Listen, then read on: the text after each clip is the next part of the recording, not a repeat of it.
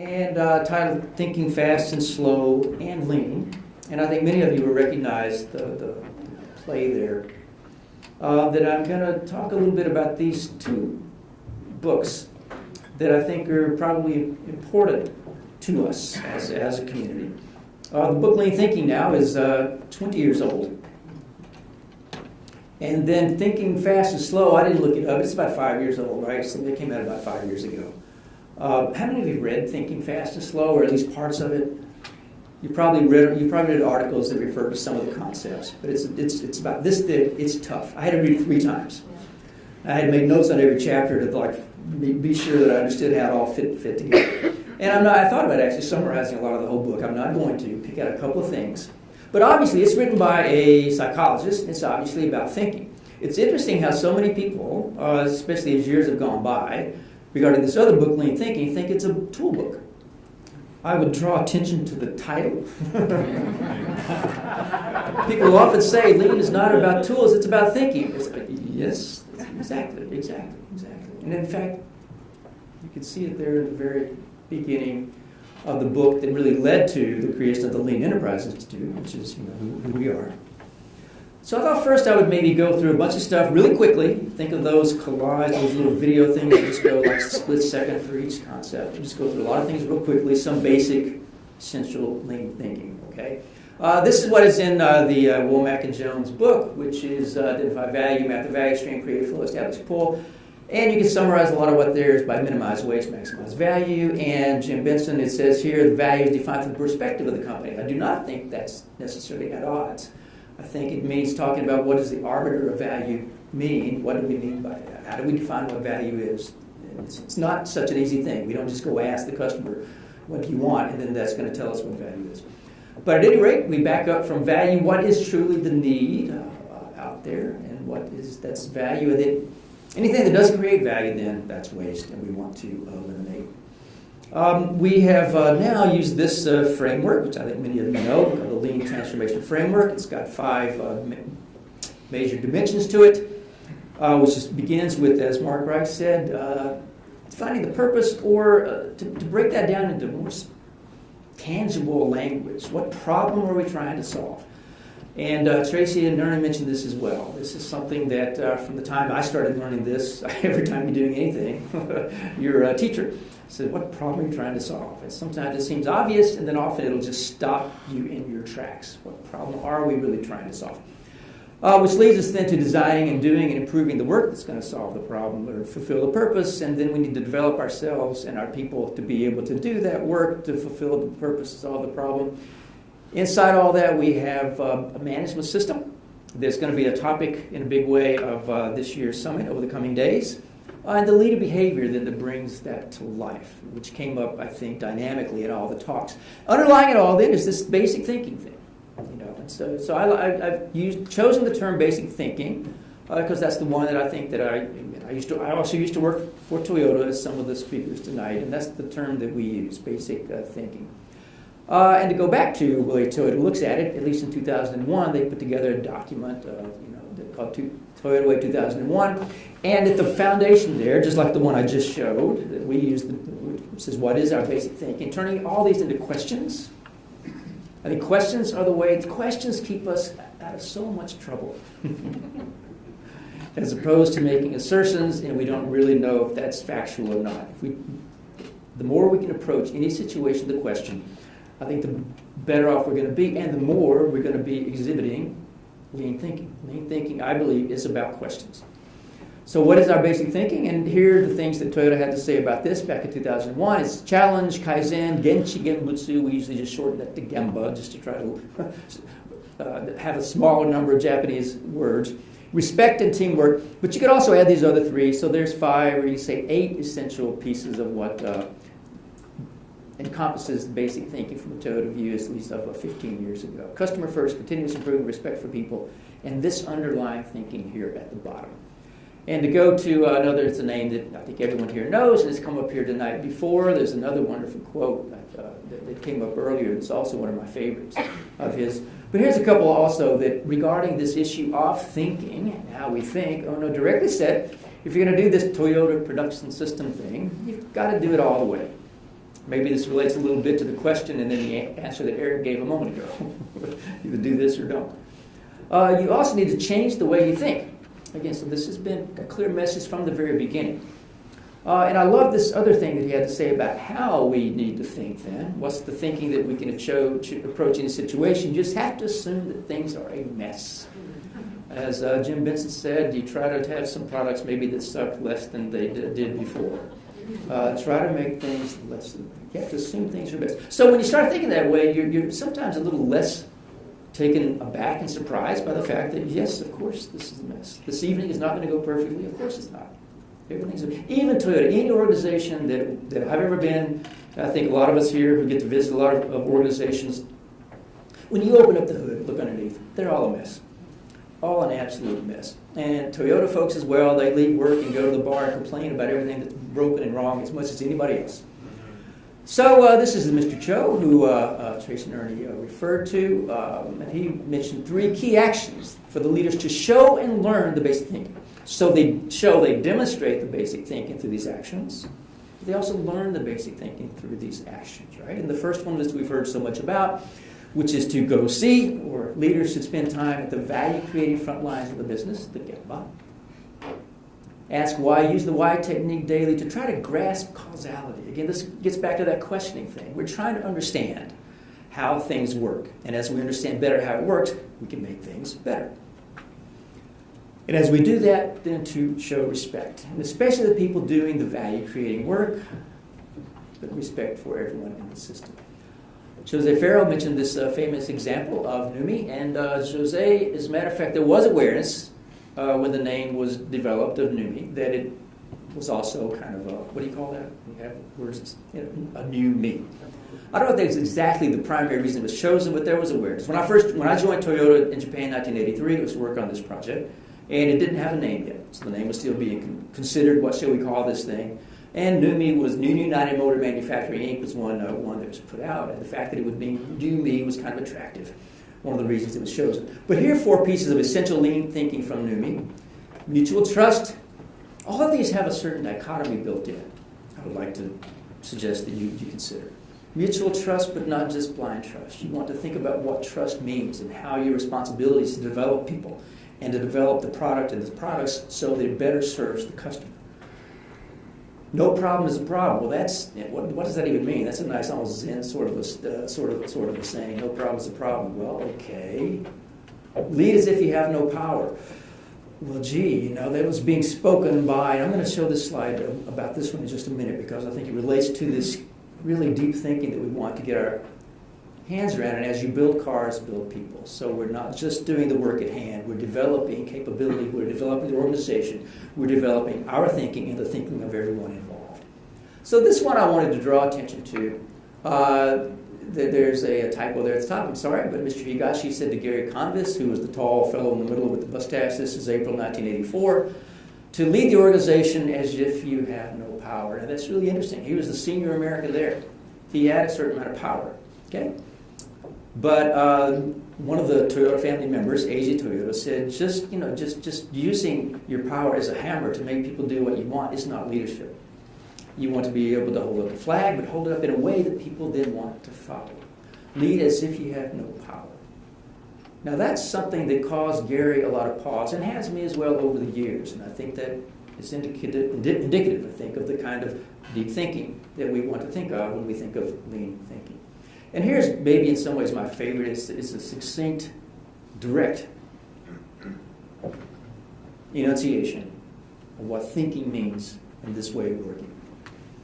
This is by Mr. Minoura, who's the fellow on let's see, it's on your left in the photograph there, standing next to Akio Toyota. And he said, if some problem occurs in one-piece flow manufacturing, again, there's this kind of dichotomy kind of thing that just doesn't make sense, then the whole production line stops. In that sense, it's a very bad system of manufacturing. Problems are happening all the time, every day, every moment, so if you're going to be stopping the line, you're not going to build anything. You're not going to be able to do any of the things that are going to be able to provide for the customer and also provide for our own prosperity. In this sense, it's a very bad system of manufacturing. But And this is wonderful, I think. When production stops, everyone is forced to solve the problem immediately. So team members have to think, and through thinking, team members grow and become better team members and better people. Now, if someone wanted to adopt this as their philosophy for their company or not, that's up to them. But I think that's just an incredibly powerful thing for an architect of a system to be thinking about as they develop the system that we're all going to be working in. So he's the first one who called it a thinking production system. So the T doesn't have to stand for Toyota. It's something that we can take with us anywhere, into the grocery store, even to a hospital, even to any kind of setting that we want. Here's one that I couldn't leave out as well as we're talking about basic lean thinking. And again, I wanted to pull out something that's often missed here. The early days of lean, people talk about there's waste and then there's value. Okay. So when I learned about this at Toyota in the old days, it was always three categories to think about, not just those two, because those two is easy. That's easy. Where it gets really tricky is here in this other area. So the value creating work, so we'd like that to be as much as possible, but that's usually a small percentage. And you have all this waste stuff. You're losing things. You're making mistakes. People aren't showing up. All things like that. But this area here is really where it gets kind of interesting and often quite ambiguous. And in Japanese, they actually call it non-value creating work. They recognize it and respect it as work, not waste. It's often called incidental work, but in Japanese, it's actually non-value creating work. So we're saying these are things that we need to do. And what we thought back in those days, when we're trying to kind of compare ourselves and learn from General Motors as they were learning from us, is that there wasn't that much difference in the value creating work that we did versus what our counterparts at General Motors did. Right? You're going to weld something, you're going to put this together. It's not that different. And yeah, maybe they had a little more waste than we did and all that, but we got plenty of waste. They got plenty of waste. The real difference was here. This is where you exert energy to design your work. The better you can organize this stuff, the more waste you can eliminate, and the more you can maximize your value. So this work also is often kind of hard to define. Is this pure waste? Is this actually contributed value? It's all this stuff that we have to do in order to be able to get our jobs done. So that's some basic lean thinking that goes. Here's another one maybe you've seen before, but this is cost plus thinking versus some price minus.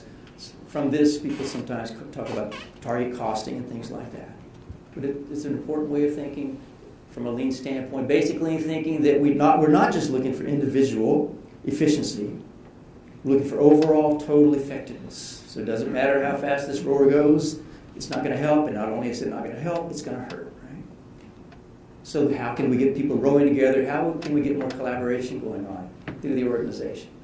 Here's an old cartoon that I was shown very early on. You can see what's happening, which is the poor fellow in the middle doesn't have his fish. Everyone else does. He's unhappy. So one basic thinking is to never starve the customer. To go along with that, then, who is the customer? Recalling Brandt's earlier discussion that everyone's got a customer wherever you are in the company. The next customer is the next process. So you never want to overproduce. You can see the poor next process here, having to pick stuff up off the floor, and never pass on a defect. So inside this big bunch of stuff, there's probably one that's not very good. So those two little simple cartoons together are what give you just in time. You have some complex formulas that go on, but really if you're just doing this, then you're going to be able to get an uninterrupted smooth flow of value. And that's essentially a definition of just in time. Some more basic thinking, and Lynn talked a little bit about Deming, who Lynn actually learned directly from Deming many years ago, I think. And we all know about Plan, Do, Check, Act, and that's really, I think, trying to do this everywhere all the time really is the challenge. This is what we're talking about. And a little bit more. So here's where I'm going to think a little bit more together about how, go dig a little bit deeper, beyond those things I just showed. I think we all know those things. Those are essential in thinking.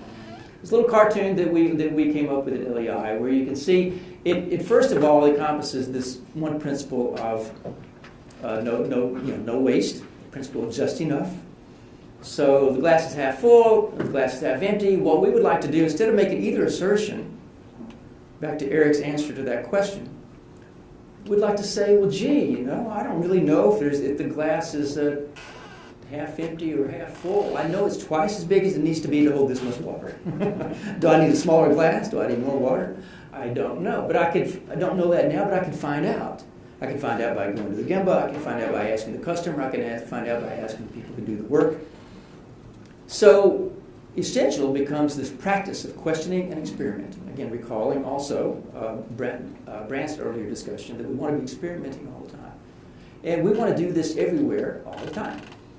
So the basic thinking or mindset. So how do these two mindsets impact everything? An implementation of solutions, so Brandt talked about execution, or experimentation of questions. And I'll argue that as much as it looks like people are just implementing solutions when we do lean, what we're really doing is experimenting around questions so that we can learn more and more and then keep building the systems and processes so that we become better and better on behalf of the customer, the company, and the people who do the work. So built into this then is a very important essential lean thinking. Tracy mentioned it a moment ago. That lean is absolutely not acting on assumptions and jump to conclusions. So Tracy and Ernie challenge each other on that. Whenever they make a statement or an assertion, it's like, well, how do you know? So lean is not doing that. But we have a problem. And you can all read this. It says, got conclusions. Even though you can only read half of this line, your brain is smart enough to fill in the rest. It's smart enough, but also it's jumping to conclusions. Right? So, as you can see, in this case, we jump to conclusion, and it's wrong. And the thing is, if you recognize that we're doing this all the time, and you start to translate that into what that means in our actions and our company's behavior, what we do for employees and for customers, it starts to get kind of scary. So now I think to think about this connection with just a small slice of Kahneman's ideas, thinking fast and slow. A quick introduction to his basic ideas, which is that he maintains through several decades of research that we think in two completely different ways, a fast way and a slow way. He says human brains are divided conceptually, not physically, into two systems. System 1, which is fast, system 2, which is slow. So system 1 deals with emotions, intuition, instinct. It's instinctive, it's instant and automatic, and it jumps to conclusions. So anyone, even a child, can see, I don't know how well you can see this now, but you can see an angry face. You know what it is. You don't have to analyze it, it's an angry face. You're walking across the street and there's a car coming at you, you know exactly what's going to happen, right? So you can act instinctively. That is exactly how we were all able to see that this says jump into conclusions. System 2 is slow. It rationalizes. It requires concentration. It checks and overrides system 1. So even to do something as simple as this, you actually have to kick in system 2. Most of us do. There may be someone here who can do this without doing that. Mainly we do. So Kahneman calls it a machine for jumping to conclusions. And there's good reason for it, that we do that. It can't handle uncertainty. It seeks facts and data stories that confirm what it already believes. Did anyone ever do that at work? Or every day or at home? We see things that confirm what we already think or what we want to think. It jumps to conclusions. That's what it's supposed to do, and that's why we survived. I don't think the dinosaurs and we were around at the same time, but it's still a nice little graphic. So, to balance conclusion jumping, where system 1 jumps to conclusions, system 2 handles uncertainty, ambiguity, and questions assumptions. That's what it does. So luckily we don't have to do this to know. It probably says 55 miles an hour, and this is Bobby Fischer thinking really, really, really hard. So we saw this before. It's interesting. If you look at this, if you look up there, what does it say? It still says jump into conclusions. Your mind is doing that. Oh, so you never know. Thinking system 1 and system 2. You need both.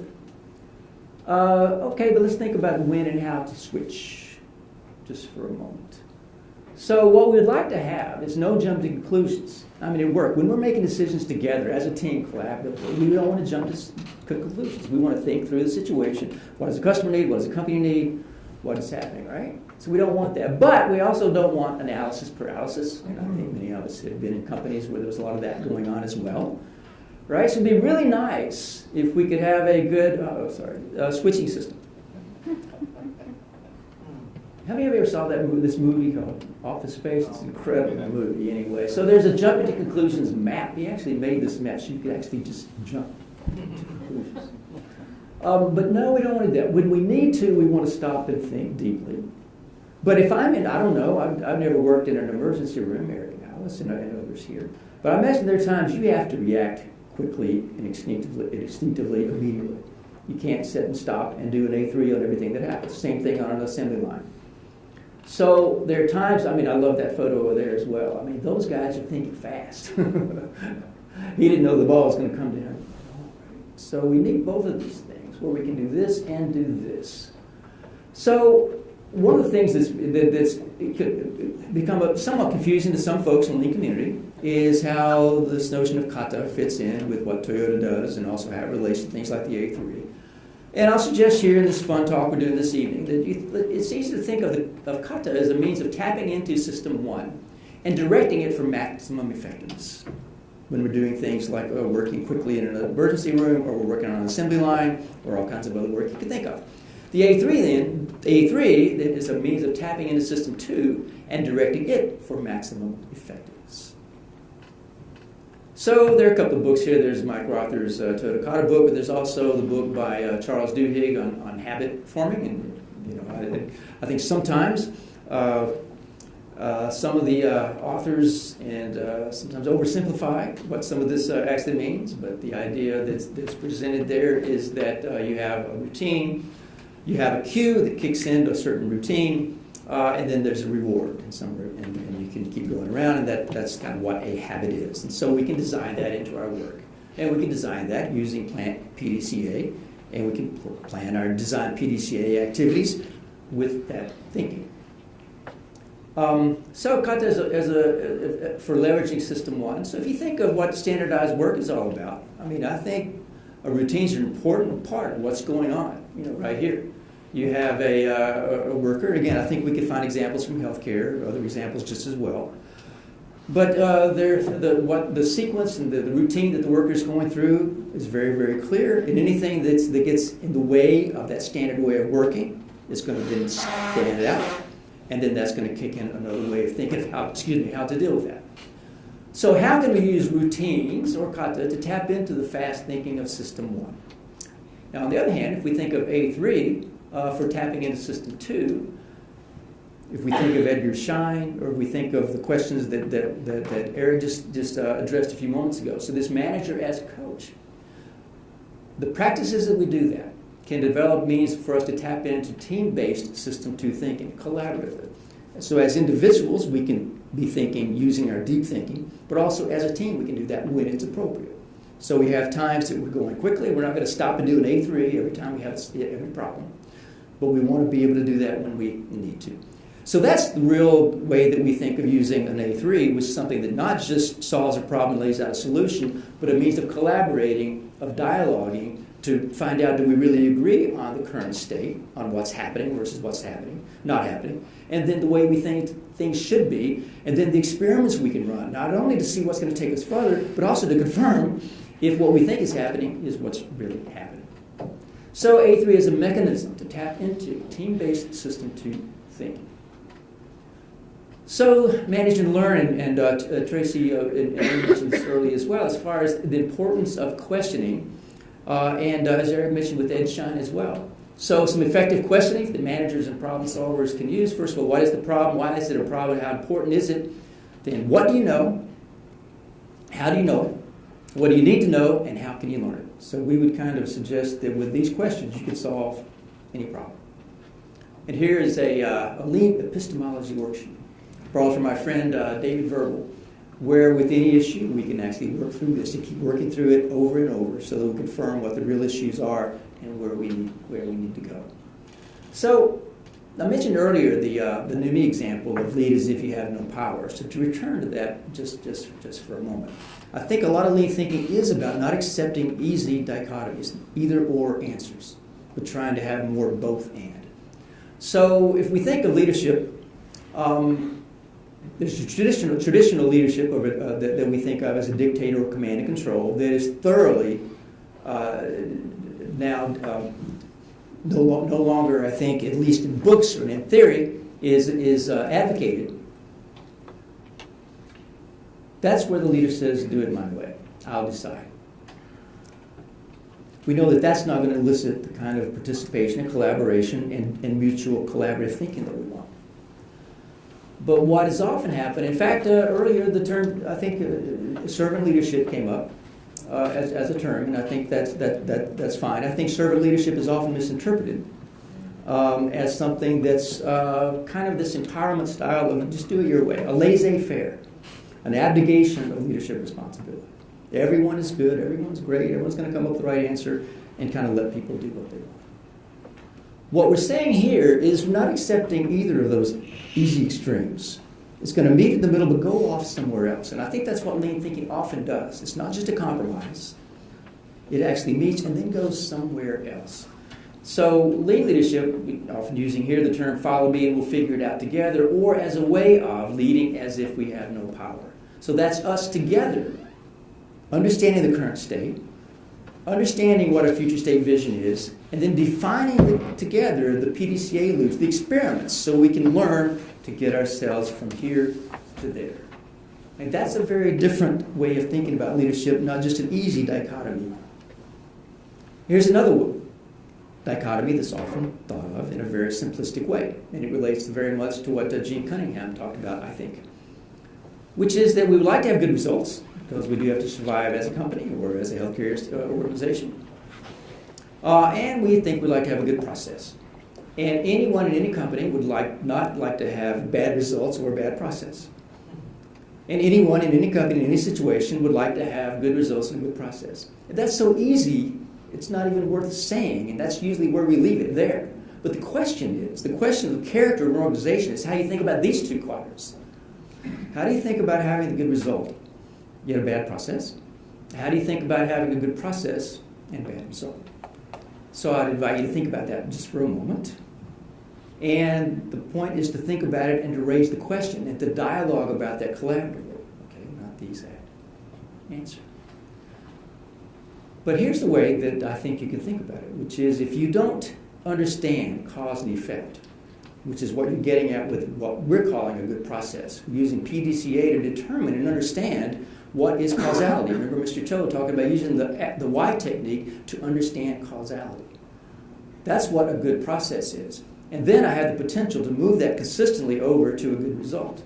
Whereas if I'm getting the good result, and yet I don't understand causality, it's just slow. And people can get through entire careers and be very lucky for a very, very long time and not realize that they were lucky that entire time.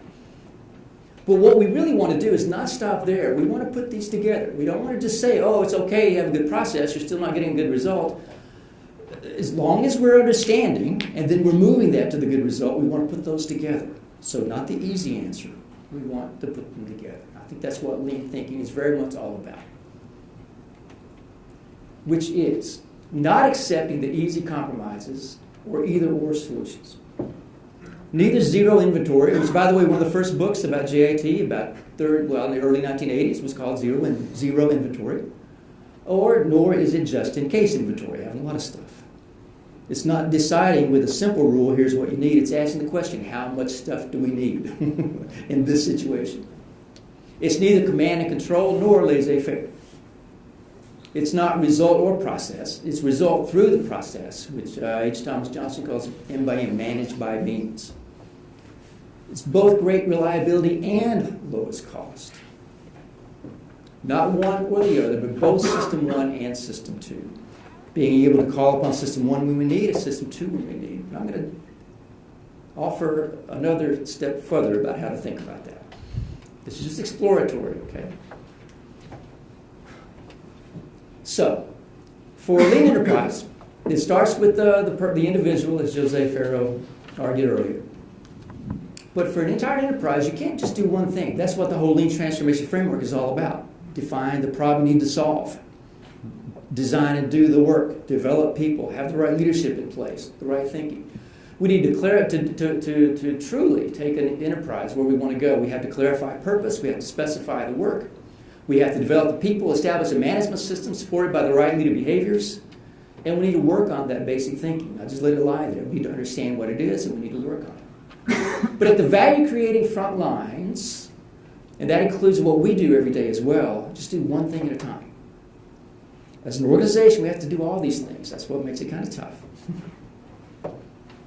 But when we're doing our work, we want to do one thing at a time. You write one piece flow. By doing only one, I'm going to be able to better assure quality and all the other benefits we know about. I'm going to be able to shorten the lead time, build one item, move one item, solve one problem, coach one person on one matter. So that makes me recall where we started with Mike Orzen's talk. So remember what Mike told us, right? Which was to sharpen our focus. Now this is a nice thing to say, to sharpen our focus. Then how do we do that? How do we transform our organizations? So this is a framework that many of you have probably heard from me before.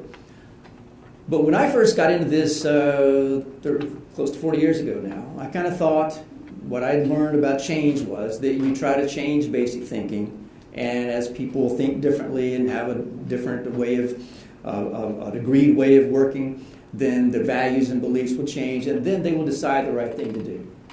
What I learned at NUMMI and other places, well, there's another way of going about that, which is to decide how we want to think, start to change what we do. That will change our values and attitudes and beliefs, and then that changes the basic thinking. Or, to put that into words, it's easier to act your way to a new way of thinking than to think your way to a new way of acting. So, to go a little bit more then, back to, since Mike was teaching us a little bit about mindfulness, even though Mike is not here, went to Merriam-Webster, went to a few definitions. This is one that just seemed to work. Definition of mindfulness: the practice of maintaining a non-judgmental state of heightened or complete awareness of one's thoughts, emotions, or experiences on a moment-to-moment basis. So I think that speaks to the idea of how we can sharpen our focus and not be jumping to conclusions, but actually perhaps do System 2 and System 1 thinking at the same time. I don't know what Kahneman says about that, but I'm going to suggest that lean thinking actually tries to put them together. When you need to do one, thinking fast, you do it in the emergency room. You need to do it in terms of developing a strategy, you think slow, but also when we're doing our work moment to moment, we would like to put these together. So we're calmly looking at each situation, not being surprised, because, like Ono said, we assume things are a mess, so it doesn't bother us exactly. We just recognize the mess for what it is, and then think of how we can deal with it. That's all. So that's the kind of work we want to develop, and we want to design for people. That's what we call Lean WX, Design of Work Experience. So we can explain in great detail how that works on an assembly line. And a challenge becomes how to take that same thinking and design work into all kinds of work, including innovation, including how we can go about our personal transformation, including how we can maybe have a nice, successful long-term marriage. I don't know. That one I'll have to about a greater experience. So it's another way of saying it's easier to act your way to thinking, to a new way of thinking, or think your way to a new way of acting. What we do is going to kind of define who we are. So I don't know if you saw this is Forrest Gump's mom said that. Stupid is as stupid does. So if we do stupid things, we'll kind of be stupid. If we do smart things, we're going to be smart. So I thought we would end by looking again at Mike's recommendations. To use our breath to increase presence. We can do that now. We can do that at work. Remove time from the situation. Just focus on one thing right here. There'll be a time to think about all these other things we do. To be humble and grateful and open and vulnerable, and reflect on using every moment as a learning. And I hope that we were all able to do that this evening. And I hope also you took everything we said with a grain of salt, because it was all wrong. And I wanted to say thank you to the speakers and for all of you for giving us your attention this long. This is Sunday evening, so thank you for coming. And we'll try to do better next time. This is the closing line of one of my favorite TV shows, by the way.